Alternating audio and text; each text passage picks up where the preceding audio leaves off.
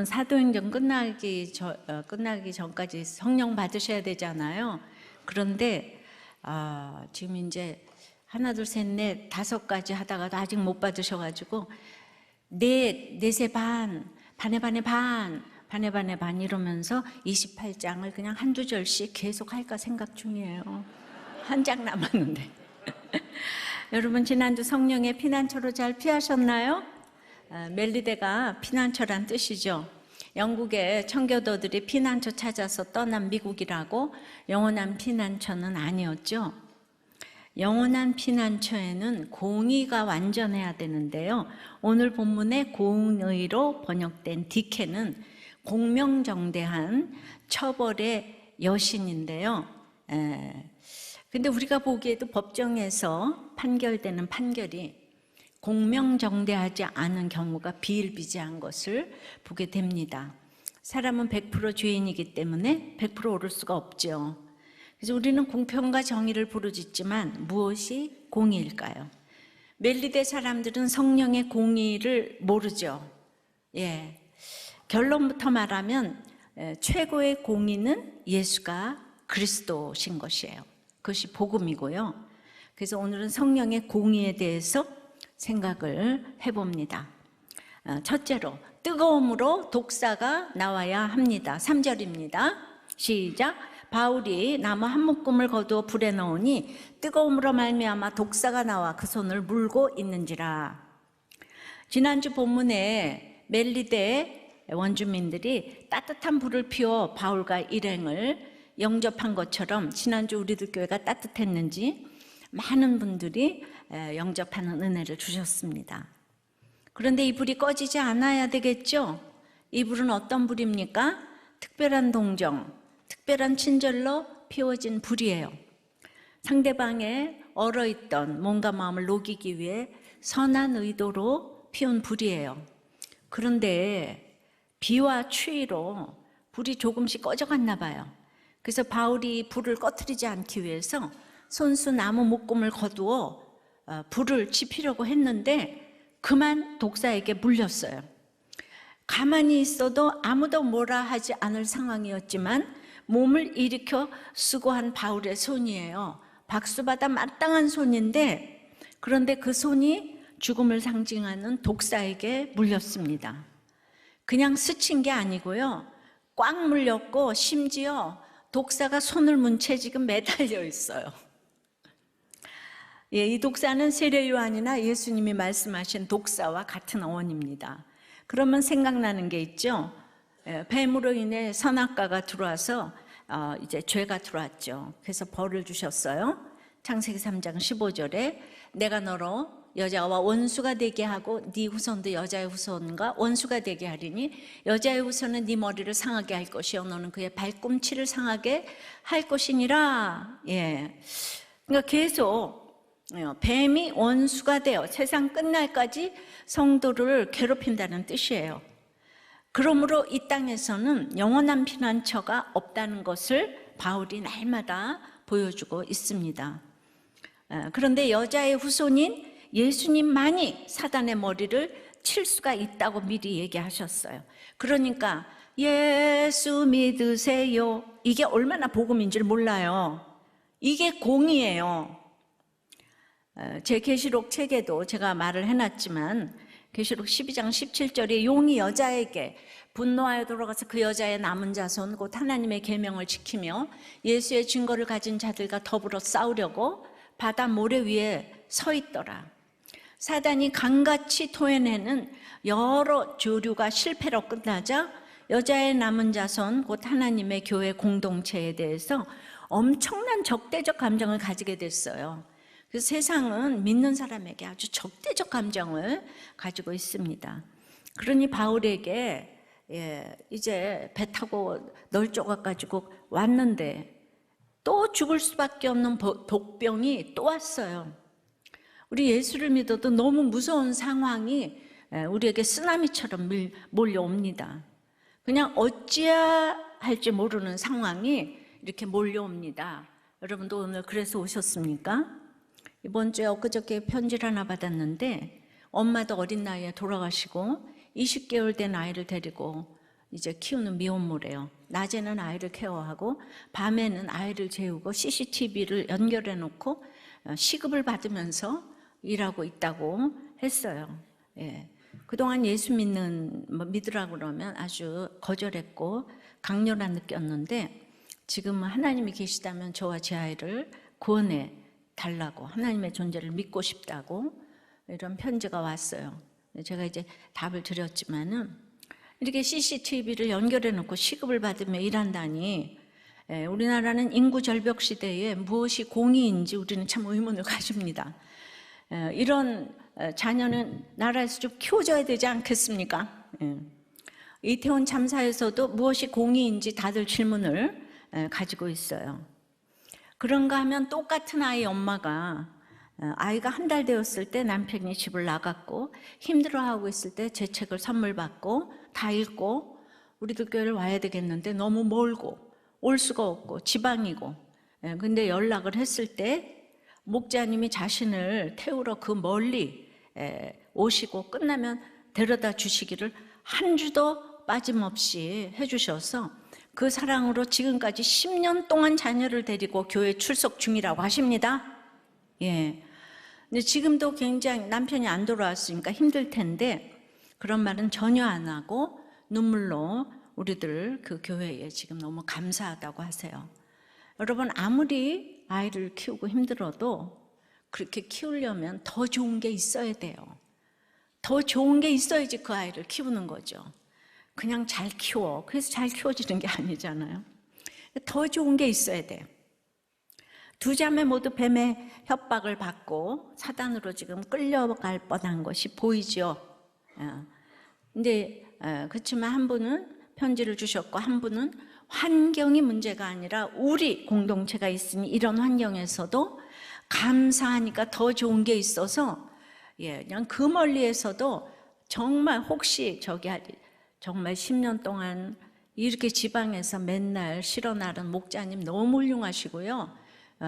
정말 더 오고 싶을 때는, 사정이 여의치 않을 때는 이렇게 버스 타고 애를 데리고 그렇게 오셨다는 거예요. 또 한 목자님은 본인은 공군상하학교 출신인데 바람 2번에 가출해 주식에, 그래서 목장에 오면 이혼해 주겠다고 이게 웬 떡이냐 그러고 왔다가 지금 부부가 다 목자가 되셨어요. 그런데 이번 주 나눔에는 빚독촉을 받을 때 너무 힘들어 빚독촉에서 벗어날 수만 있다면 사단과도 손을 잡겠다 그 외칠 정도로 제정신이 아니었다고 이런 얘기를 목장에서 나누셨어요. 주일 말씀처럼 어떤 광풍도 광풍이 문제가 아니라 우리가 없는 것이 광풍이라는 말씀이 정말 맞는 말씀인 것 같습니다. 자, 이렇게 얼어붙은 마음들이 녹아지기 시작하니까 계속 따뜻함을 유지하고자 나뭇가지를 던져서 선한 의도의 결과로 바울이 독사에 물렸습니다. 우리가 구원을 위해 따뜻함으로 다가가고자 할 때 그렇게 숨어있던, 어두운 데 숨어있던 독사가 이 뜨거움을 이기지 못하고 나온 거예요. 그리고 오늘 바울을 꽉 물은 것처럼 이렇게 우리 마음속에는 알지 못하는 독사가 다 숨어 있어요. 없었던 것이 생긴 게 아니에요. 오늘 본문에 보면 숨어있던 독사라고 하죠. 저도 제 속에 숨어있던 독사를 몰랐죠. 나의 독사가 체면과 교양과 사회의 규범으로 통제되고 있을 때는 몰라요. 근데 뜨거움이 달려오니까 견딜 수 없던 독사가 어두움에서 밖으로 뛰쳐나온 거죠. 그래서 나뭇가지를 넣은 가장 가까운 바울을 콱 물었어요. 그리고 지금 계속 물고 있습니다. 우리는 선한 의도로 따뜻함으로 전도했지만 지난주 전도대회 때도 독사 같은 독설로 죽음에 이르는 상처 주는 말에 물리신 분들 많죠. 가족 전도를 위해, 남편을 위해, 아내를 위해, 자녀를 위해 불을 피우고 밥 해주는 적용을 했지만은 숨어있던 독이 섞인 말과 눈빛으로 물린 분 많을 거예요. 그런데 내가 나 위해서 전도하냐? 그러면 랄랄랄랄라 18서부터 랄랄랄라. 예. 그러면은 우리의 숨어있던 독사가 또 나오는 거예요. 상대가 독서를 날리면 나의 숨어있던 독사가 또 나오는 거죠. 한편 그렇게 따뜻하니까 사실 숨어있던 독사가 나오니까 사실 잘된 일이에요. 얼어 있으면 계속 숨어 있다가 계속 미우면 살인을 할 거 아니겠습니까? 실체가 드러나게 하신 거예요. 싸우는 부부는 이혼 안 해요. 교양 있는 부부가 다 얼음장 같으죠. 아시죠? 막 후라이팬 집어 던지는 여기 아무개 초호님, 예, 네, 이혼 안 하잖아요, 그죠? 예, 정말 그 교양 있는 사람들이 차가워요. 그러면은 이렇게 이제 실체가 드러나서 이제 싸워야 돼. 싸우는 게 참 좋은 거예요. 그럼 이렇게 독사가 물 때 그러면 이제 어떻게 할까요? 어머나 독사다. 야 이거 불 때문이야. 불 꺼. 그러겠죠? 난리가 나겠죠? 예. 그러니까 내가 괜히 그 목장은 가가지고 말이야. 목장 불 꺼. 근데 오늘 바울은 어떠합니까? 독사가 그 손을 그냥 물고 있어요. 그 독사가 문채로 매달려 있다고 합니다. 물고 있는지라로 번역된 카뎁세는 신약에서 딱 여기서만 사용된 동사인데요.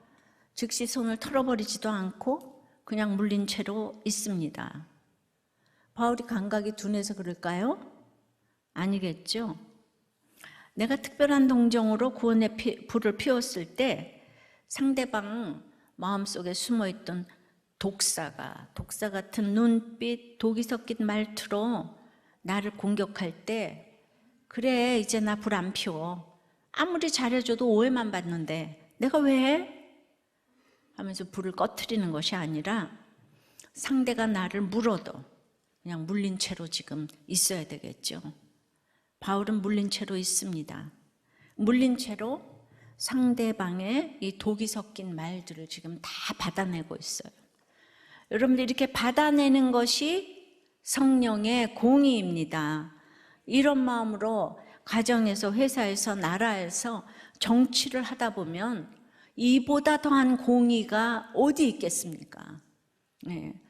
다 서로 독사 같은 그걸로 서로 상처 주는데 한 사람이라도 이렇게 받아내는 사람이 있어야 되는데, 예, 적용해 보실래요? 이 뜨거움에 나온 치명적인 한마디 독사의 말과 행동은 무엇입니까? 그래서 누구를 죽어라고 지금 물고 있나요? 네. 아니면 잘 물리고 있나요? 자, 성령의 공의는 뜨거움으로 내 속에, 네 속에 독사가 나와야 돼요. 그 인정해야 돼요. 성령의 공의 두 번째는 진실로 살인한 자임을 인정해야 합니다. 4절에요. 원주민들이 이 짐승이 그 손에 매달려 있음을 보고 서로 말하되 진실로 이 사람은 살인한 자로다.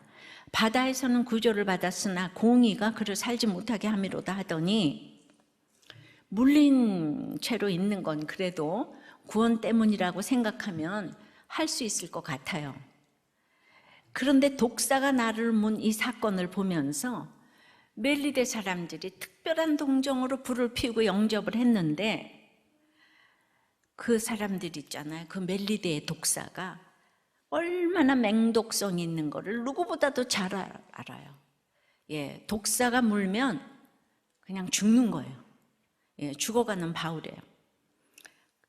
그런데 이 독사를 떼어주거나 응급처치를 해주거나 걱정해주거나 편을 들어주는 게 아니라, 예, 뭐라고 합니까? 이 사람은 살인한 자로다 합니다. 그냥 살인한 자도 아니고 진실로 살인한 자라고 합니다. 전적으로 완전히 살인한 자래요. 어메, 이거 완전 살인자 아니요? 예, 어느 나라 방언입니까? 예, 이제 바울이 살인자라는 말까지 듣네요. 범죄자 중에서도 가장 악질적인 범죄자가 되었어요. 예. 그리고 살인자라다가 손가락질합니다. 원주민들은 바울을 살인범이라고 생각하며 공의의 DK의 여신이 그를 죽인다고 생각했어요. 그러니까 사람의 생각이 얼마나 잘못됐는지 우리 알아야 돼요. 예. 이 모두가 지금 살인범으로 몰면 그 사람 이 멜리데 사람들이 다 살인범으로 몰잖아요. 지금 바울을. 졸지에 지금 바울이 살인범이 된 거예요. 바울이 바다의 광풍에서도 살게 되었지만 그는 살인자이기 때문에 독사에게 물린 것은 복수의 여신 네메시스의 심판이라고 여겼어요. 예. 그들의 문화예요. 예. 헬라의 시에는 바다의 풍랑을 피해 리비아 해안에 표류한 살인자가 독사에 물려 죽었다는 이야기가 있을 정도인 거예요. 그래서 여기서 있잖아요. 공의가 무엇이겠는가? 이거 다시 한번 살펴보겠습니다. 자, 어떤 분이 평생 죄 짓고 살다가 이 죄악에서 돌이키자마자 천국 갔는데 그 사람은 선한 일을 행할 시간이 전혀 없었어요. 이 사람 천국 갔습니까? 지옥 갔습니까? 어디 갔어요? 예? 혼방의 대답이 나오네요. 공의라고 하면 사람들은 다 과거의 죄와 현재를 같이 놓고 생각하기 때문에 과거의 죄가 한 가지라도 있으면 내 삶 전체를 심판을 받아야 한다고 생각해요. 그래서 요즘은 인터넷 시대라서 한 번 죄 지으면 전 세계에 알려져서 이사도 못 가요. 예. 근데 이제 에스겔 18장을 이렇게 보면 과거의 죄와 오늘의 죄를 같이 심판하는 것이 아니에요. 지금 이 시간 오늘의 심판의 근거인 거예요. 내 죄는 일생을 평균해서 심판을 하는 게 아니에요. 내 죄가 주홍같이 붉을지라도 오늘 내가 예수 이름으로 구원받는다고 인정하면 즉시 내 죄가 다 도말되는 거예요. 반드시 살고 죽지 아니하는 천국 백성이 되는 거예요. 그런데 지금까지 겉으로 드러난 거 하나도 없이 착하고 그냥 교회 열심히 나가 구제봉사하다가 이 조금 어려운 일이 생기니까 하나님 원망하고 어떻게 예수가 있으면 이럴 수가 있어라고 오늘 죽었다면 그 사람은 구원받지 못하죠. 왜냐하면 오늘을 시점으로 지금 시점으로 심판하시기 때문에 근데 그게 공평하다는 거예요. 마지막이 중요해요. 성령의 공의에 대해서 오늘 다시 한번 여러분들에게 이게 각인되시면 좋겠습니다. 제 남편이 마지막 가기 전에 예수 이름을 인정해서 이게 공의를 행함으로 행한 모든 죄악에서 돌이켜 떠났다고 인정해 주시고 죄를 도말해 주시고 반드시 살고 죽지 아니한다고 정확하게 인쳐 주셨어요. 바로 이거예요. 18장 27절 8절입니다. 만일 악인이 그 행한 악을 떠나 정의와 공의를 행하면 그 영혼을 보전하리라. 그가 스스로 헤아리고 그 행한 모든 죄악에서 돌이켜 떠났으니 반드시 살고 죽지 아니하리라. 아멘. 성경적으로 공의를 오늘 설명드렸어요. 바로 이 공의가 예수 그리스도를 인정하는 거예요. 그러니까 사람은 공의롭지도 공평할 수도 없어요. 오직 예수 이름만이 공의로운 거예요. 자, 그런데 멜리데 사람들이 특별한 동정으로 영접을 했잖아요.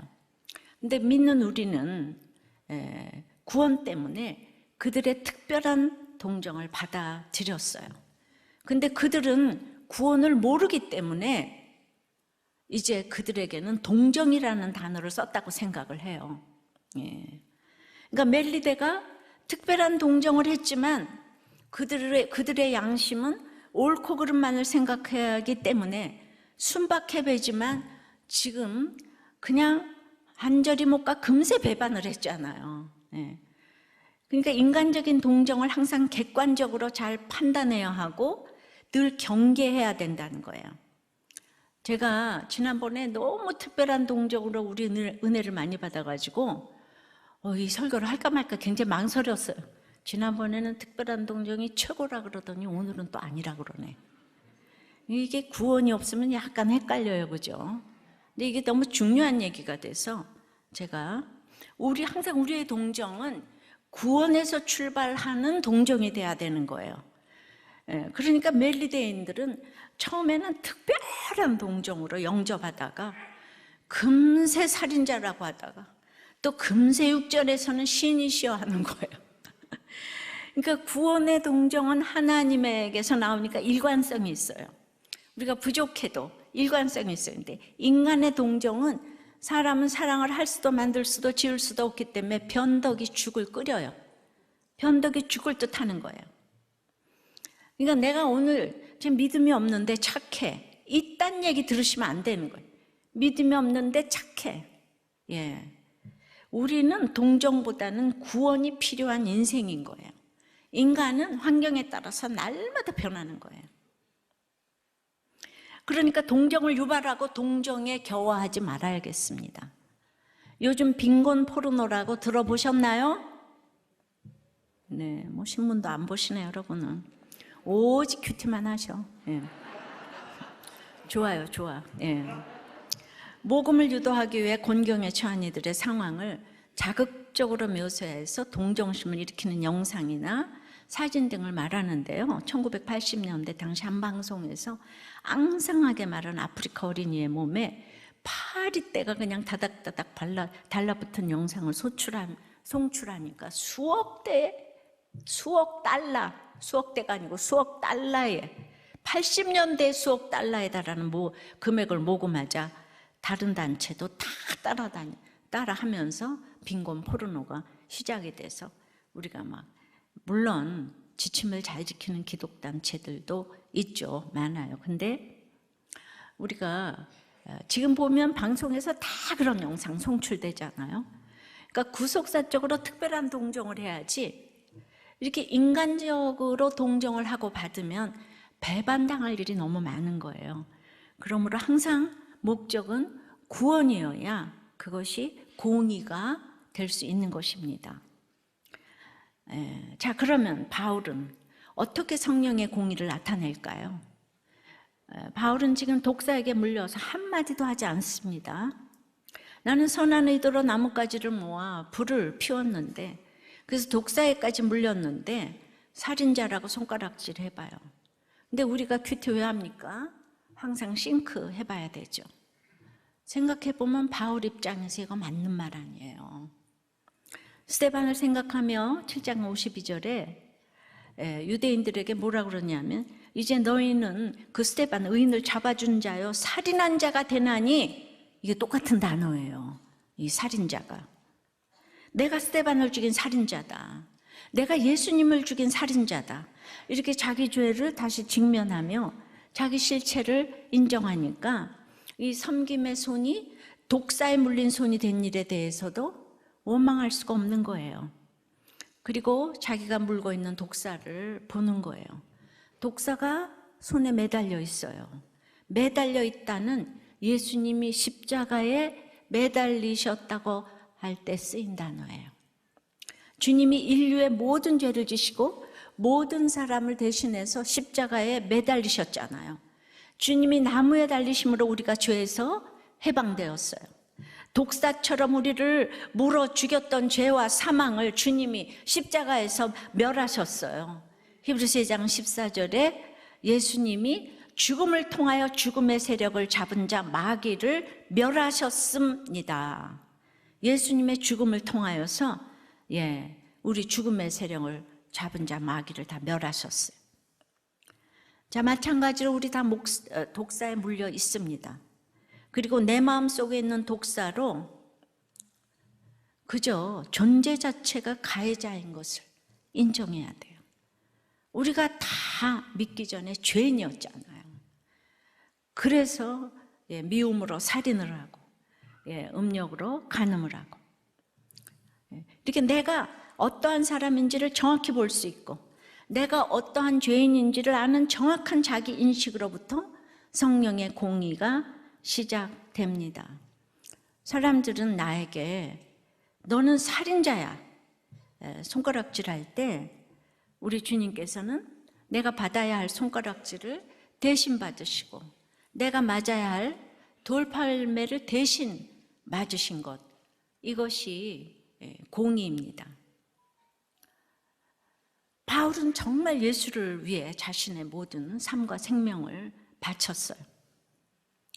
그런 바울이 지금 유대인들에게 무시당하고, 로마인들에게 무시당하고, 벳사람들에게 무시당하고, 이제 더 나아가 생전 처음 본 유대인들은 말도 섞지 않는 이방인, 그 중에서도 야만인인 이 원주민들에게까지 저 인간은 살인한 자야. 이제 죽을 날이 얼마 남지 않은 이때에도 존경받아야 할 나이와 위치임에도 살인자야, 이런 말을 들으니 제가요, 바울 같았으면 내가 살인한 것은 맞는데 그게 하나님을 섬기기 위함이었는데요, 그때 내가 기독교를 조금 오해해서리 주저리 뱀을 달고 있으면서 내가 이렇게 물려있는 거 안 보여요? 하면서 저는 변명을 늘어놓았을 것 같아요. 그거 몰라서 그랬는데 왜 그래요? 이 세상의 남들은요, 과거의 죄를 문제 삼고 지금 아무리 잘해도 그 삶 전체를 두고 판단해야 한다고 계속 생각하는 거예요. 그러니까 아무리 달라져도 용서 안 해요. 네가 옛날에 그랬잖아. 이게 주제가예요. 네가 옛날에 바람 폈잖아. 네가 내 인생 망쳤어.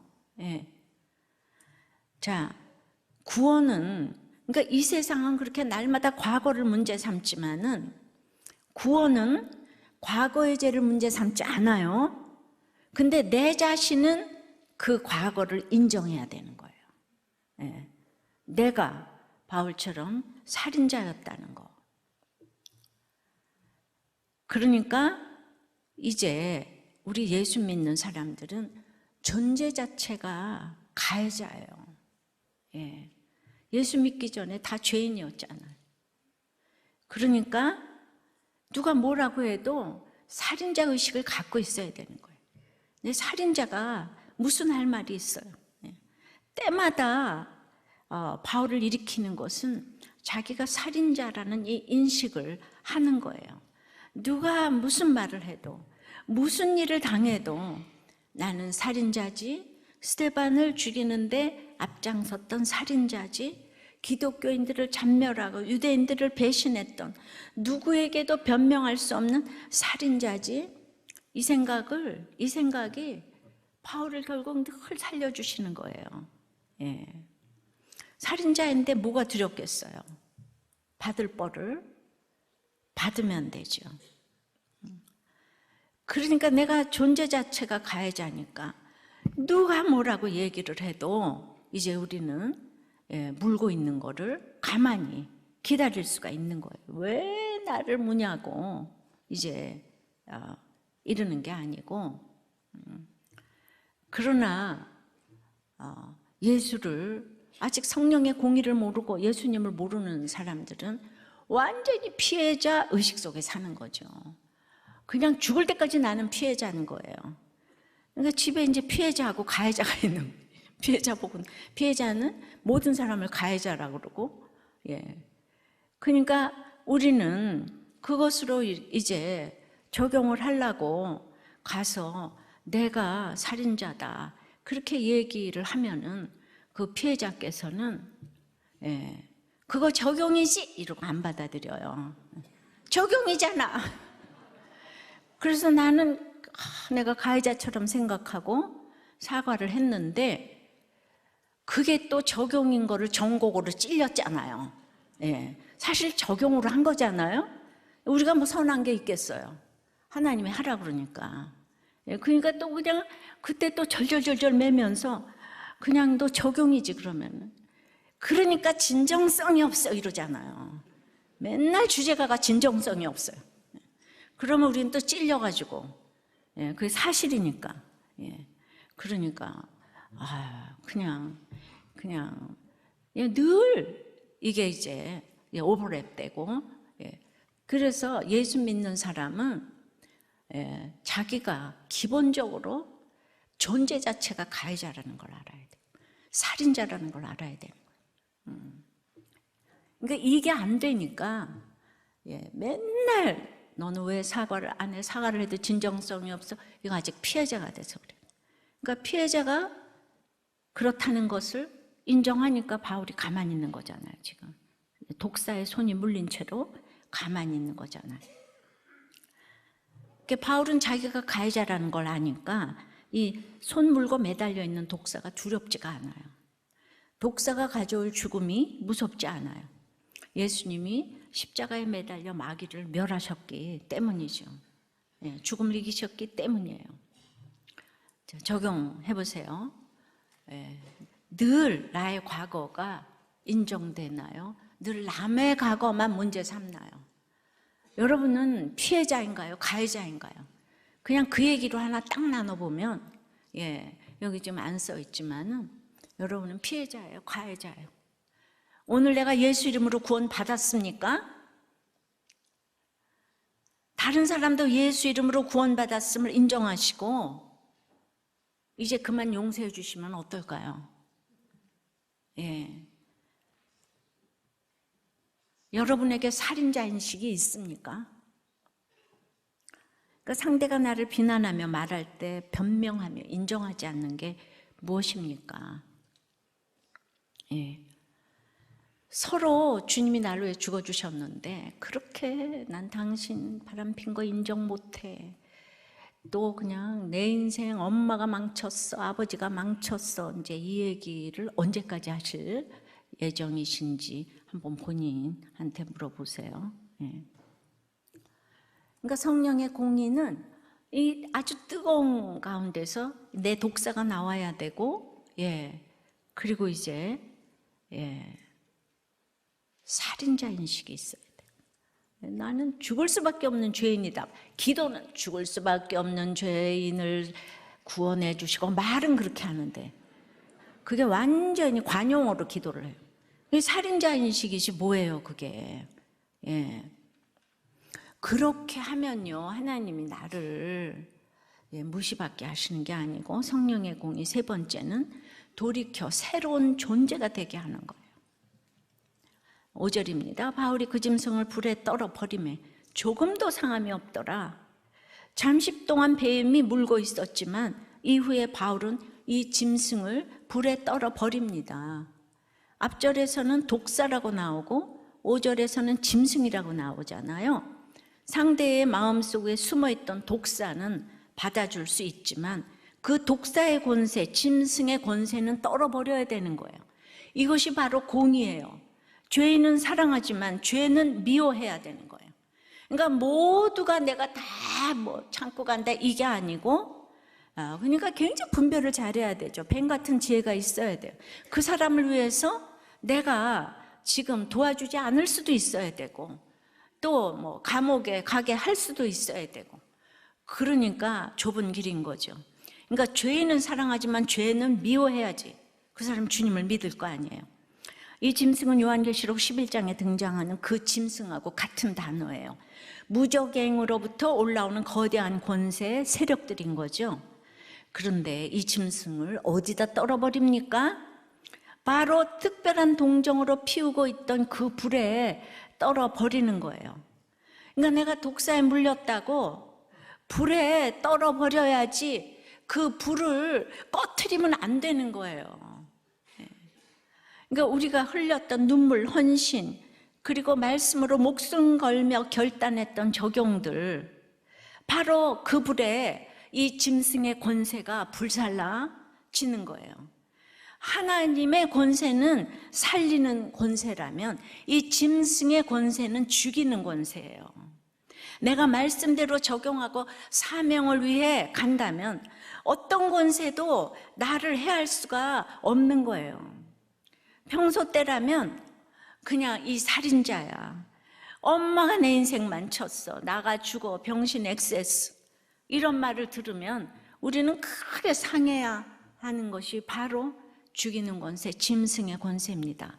그런데 내가 구원을 위해 불을 피우고 내가 어떠한 자인지 늘 십자가 앞에서 인정하고 간다면 그 어떤 권세도 우리를 해할 수가 없어요. 어떤 독이 섞인 말들도 나의 존귀함을 손상시키거나 하나님의 자녀라는 존귀한 가치를 폄하시킬 수가 없습니다. 어떠한 독이 섞인 말투나 눈빛도 내가 구원과 사명이라는 십자가를 길러놓고 간다면 조금도 상함이 없는 거예요. 그런데 성령의 공의는 조금도 상함이 없는 정도가 아니에요. 6절을 보겠습니다. 그들은 그가 붙든지 혹은 갑자기 쓰러져 죽을 줄로 기다렸다가 오래 기다려도 그에게 아무 이상이 없음을 보고 돌이켜 생각하여 말하되 그를 신이라 하더라. 바울 보고 살인자라고 했던 그 원주민들, 그들은요 지금 죽어가고 있는 바울을 가만히 지켜보고 있어요. 그것도요 오래 기다리면서 지켜보고 있어요. 죽나 안 죽나. 예. 이 세상 사람들이 그렇게 악합니다. 도와주지도 않고 너는 죄 지었으니까 죽어. 예. 그러니까 사람에 대해서 기대하시면 안 돼요. 어저께까지 나를 특별한 동정으로 대접해줬어도 절대로 믿음의 대상이 아니에요. 부모, 형제, 그냥 부부간에 믿지 않으면 절대로 믿음의 대상이 아니에요. 악에는 한계가 없어요. 그러니까 보고 있으면 붙든지 쓰러져 죽어야 하는데 그걸 오래 기다렸다고 그랬어요. 그렇게 특별한 동정을 베풀었던 멜리데인들이 바울이 죽기를 지금 오래 기다리면서 어떻게 저 인간이 인간이 아니야. 그런 남편도 있고 아내도 있고 많아요. 사단이 들어가면 못할 짓이 없어요. 아주 죽기를 기다리고 있어요. 지금 죽기를 기다리고 있어요. 그런 것 때문에 여러분들이 일희일비하면 안 되는 거예요. 욕을 퍼붓고 폭력으로 독설로 상대를 물면 그 상대가 붙든지 쓰러져 죽어야 되는 게 맞잖아요. 예, 남편이 제 새 옷에 남편이 가기 전이니까 사단이 총 걸게 했잖아. 샴푸를 이렇게 퍼부으면은 그냥 제가 어떻게 해야 되나요? 나 도저히 지금 못 살겠다. 이혼하자. 내가 이 말 한마디를 못하냐 이래야 되는데 제 속에 남편 구원이라는 사명이 있으니까 제가 남편 발 앞에 무릎을 꿇고 난 당신의 종이다. 나 같은 거하고 살아줘서 고맙다. 그러니까 오래 기다려도 이상히 여기잖아요. 이혼 도장 찍고 신고하고 난리를 쳐야 하는데 아무리 기다려도 이상이 없고 따뜻한 불을 여전한 방식으로 피우니 이들이 어떻게 말합니까? 6절 함께 읽겠습니다. 보고 돌이켜 생각하여 말하되 그를 신이라 하더라. 아멘. 내 인생은 살인자로 끝나야 할 인생이에요. 그저 망해야 할 인생이었는데 이제 이 손가락질을 받던 바울을 보고 원주민들이 신이라고 말해요. 바울은 신이 아니잖아요. 바울이 믿는 하나님을 인정한 것이니까 하나님의 자녀란 것을 인정한 것이죠. 예. 바로 제 남편이 마지막에 저에게 용서를 구하고 예수 이름을 부르며 하나님의 자녀로 예수님을 신 하나님이라고 하면서 천국에 갔고 하나님은 에스겔 18장에서 이것이 하나님의 공이라 말씀해 주셨습니다. 남편이 갑자기 죽었는데 불공평한 것이 아니고 공평하다고 말씀해 주시고 이것이 그가 공의를 행한 것이라고 예수 이름을 인정하고 공의를 행한 것이라고 말씀을 해주셨어요. 그러니까 난리법석을 치고 옳고 그름을 따지고 상대를 죽이려고 하는 것이 아니라 우리가 말씀을 붙들고 여전히 내 모습을 인정하고 불을 피운다면 그냥 나를 살인자라고 손가락질하며 무시했던 그들이 나를 신이라 하나님의 자녀라 말하는 거예요. 이 얘기는 뭔가 하면은 내가 그렇게 여러분들이 죽었다가 깨어나도 못할 적용을 길러 놓으면 너무 놀라서 예수가 있긴 있나 보네 이러는 거예요. 모든 식구들이 예수가 있긴 있나 봐. 이게 바로 신이시여 하는 거예요. 할렐루야. 이게 성령의 공의예요. 내 열심으로 살았을 때는 살인자였지만 돌이켜 말씀 앞에 나를 직면하고 회개함으로 전혀 새로운 존재, 어머니 뱃속에 다시 들어가 태어나는 것처럼 새로운 창조 성령으로 말미암아 복음 안에서 태어난 전혀 새로운 존재로 나를 빚어가시는 줄을 믿습니다.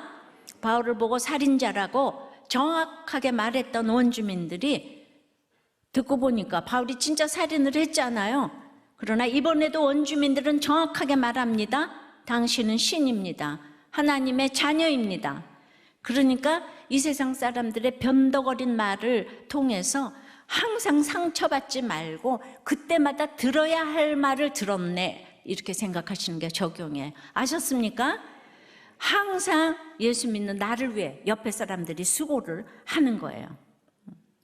예, 한 부목자님이 명절에 아이들과 동태전을 부쳐서 먹곤 한대요. 근데 작년에는 대구전을 했더니 아이들이 동태전을 쳐다도 안 본대요. 올해는 민어전을 했더니 이제는 동태전, 대구전을 쳐다도 안 본대요. 근데 민어전이 아무리 맛있어도 제가 생각하는 세상에서 제일 맛있는 전은 우리들 교회의 패자부활전이라고 생각합니다. 우리들 교회는 무너지고 깨진 패자들이 인정받지 못해도 우리들 교회 와서 말씀에 널찍하게 의지하여 구원받아 새 생명으로 태어나는 패자부활전의 교회라고 생각합니다. 아멘. 예, 적용 질문이에요. 예, 그러니까 여러분들, 사랑해야 할 죄인은 누구고 미워해야 할 죄는 무엇인가요? 바로 이게 공인 거예요. 예, 내가 예수 믿으면 아무나 사랑하는 게 아니에요. 예, 지금 막 너무나 이상한 판결이 막 나오는 거예요, 진짜. 예, 그러니까 우리는 애들이 아무것도 모르는데 애들이 원하는 대로 다 해주는 게 사랑이 아니잖아. 사랑해야 할 죄는 누구고, 예, 이게 공과 사를 분별하면서 미워할 죄 때문에 십자가를 길로 낳고 적용을 해야 되는 거예요. 그러면 여러분, 내 인생은 공평하다고 생각합니까? 불공평하다고 생각합니까? 내가 가해자라고 생각하면 그렇게 불공평하다는 얘기가 안 나오죠. 내가 새로운 존재가 되었는데 내 환경이 지금 뜨겁다고 겨우 불 볶기 시작한 목장 예배 불을 여러분들은 꺼트리고 있습니까? 하나님이 계시다면 이럴 수는 없어. 안 나가! 이러면서. 예, 이렇게 집사님의 이제 양육 숙제예요. 아버지는 5번의 결혼과 이혼을 거치며 본인의 생각이 늘 옳다고 생각하여 친척들과 가족들에게 외면을 당하여 외톨이처럼 혼자 지내십니다. 그리고 늘 당신은 피해자고 다른 사람은 가해자로 생각하시며 물질만이 자신을 지켜줄 거라 생각하십니다. 아무도 찾아보지 않는 분이었지만은 저는 네 부모를 공경하라라는 계명에 외면하지 못하고 명절 때는 찾아뵈었습니다. 그럴 때마다 술을 드시고 첫 번째 어머니이신, 어머니가 5이나 돼서 참 분별하기 어렵겠어요. 첫 번째 어머니이신 저희 어머니를 욕하시고 당신의 형제들과 찾아보지 않는 형의 형수를 원망하고 저주하며 저와 아내를 괴롭혔습니다. 이 독서를 듣고 때로는 나도 관계를 끊고 싶다라고 생각했지만 예수 믿는 내가 참아야지. 그래도 들은 말씀이 있어 예수 믿게 해준 부모가 최고의 부모라는 말을 의지해 힘들어도 찾아갔습니다. 하지만 수십 년 술 드시고 똑같은 말을 들으니 너무 괴로웠습니다. 아내도 힘들어하고 찾아간 손자, 손녀들도 힘들어했습니다. 그럼에도 시아버지께 최선을 다하는 아내가 있어 우리가 이럴 때 진짜 너무 독서를 하면요, 아들 부자간에도 싸움 나죠. 예. 근데 그런 어려움을 아내 때문에 순간순간 잘 넘어갈 수 있었는데, 그런데 아내가 아버지 돌아가시기 전에 예수님 영접해야지 않겠냐며 영접 기도를 하게 하시자고 저에게 권면하였습니다. 저는 아버지가 너무 싫어서 그래도 명절에 가야 되니까 딸아는 갔어요. 근데 아버지가 의심 많은 성격이라 설마 영접하시겠어 하면서 의심의 생각이 그냥 뭐 다 꽉 차 있으니까 그랬는데, 아내가 아버지에게 영접을 권면하였는데 아버지가 눈물을 흘리며 아내의 영접 기도를 따라 하셨다는 거예요. 예. 그런데 너무 있을 수 없는 일이 일어났는데, 그리고 이제 이분이 대구에 사시는데 서울로 초대해가지고 이 전도 축제 때 초대를 했는데 아버지가 예배를 드리면서 이렇게 영접하시고 눈물을 흘리시는 모습을 보게 된 거예요. 할렐루야. 정말 있을 수 없는 일들이 현실로 일어나니까 정말 내가 하지 못하니 아내를 통해 하나님께서 일하심을 알게 되었는데, 그래서 이제 또 아버지가 목장에 나가시는 거예요. 근데 늘 불평불만으로 목장이 마음에 안 들어. 무슨 나눔을 하는지 모르겠어. 짜증을 내십니다. 정말 되었다함이 없지만 그래도 그렇게 짜증을 내시면서 말씀을 듣고 싶어 하신대요. 그리고 목장에 대한 궁금증이 또 폭발이셔요. 그러니까 이 아버지를 놓고 구원을 위해 돌아가실 때까지 참고 인내하며 잘 섬기는 것이 저의 사명임을 깨닫고 잘 인내하겠습니다. 정말 엘리트이신 분들이 착하고 교양 있는 얼굴로 안 믿어진다고 하는데, 이런 분은 5번 결혼, 5번 이혼, 공평하지 못해 보이지만 이런 분이 한 가지 의인, 예수를 영접하여 하나님의 공의를 보여주신다는 것이 믿어지십니까? 그러니까 착한 게 악한 거죠. 믿기가 제일 어려우니까. 그게 이게 고난을 겪어보지 않으면 이게 무슨 말인지 몰라요. 착한 사람이 최고가 아니고 믿는 사람이 최고고. 근데 우리가 다 이렇게 보면은 세례간증이고 볼 때 다 애들이 속색이지 않고 이러면 전부 다 그냥 형식적으로 믿었다. 목장도 안 갔다. 그냥 나는 그냥 음주가무에 다 이랬는데, 그 한 가지 예수 그리스도를 믿게 하려고 옆에 식구들이 수고했다고 생각하면 내가 가해자 아니겠습니까? 그러니까 가해자 이 인식이 저절로, 살인자 인식이 저절로 있어지니까 그날부터는 다른 사람들을 주께로 인도하는, 완전히 생명이 생명으로 접붙여지는 역사가 있으니까 우리들 교회가 전도대회 한 번도 안 해도 이렇게 계속 오는 거잖아요. 할렐루야. 말씀을 맺습니다. 성령의 공의는 뜨거움으로 독사가, 내 속의 독사, 네 속의 독사가 나와야 되는 거예요. 그럴 때 그 독사를 보면서 내가 진정으로 살인자임을 인정해야 돼요. 나는 가해자구나. 죽을 때까지 내가 가해자구나. 이것만 잊지 않으시면 모든 문제가 해결돼요. 오늘 여러분들 가운데 이게 들리시면 어떤 문제도 해결되지 않는 사람이 없어요. 그러면 여러분들이 돌이켜 새로운 존재가 되는 거예요. 바울이 내 인생 여정 끝나고 갈 때까지 우린 사단의 끊임없는 공격을 받지만은 예수 인도하셨네. 그 고백만 있으면 성령의 공의를 이루게 될 줄 믿습니다.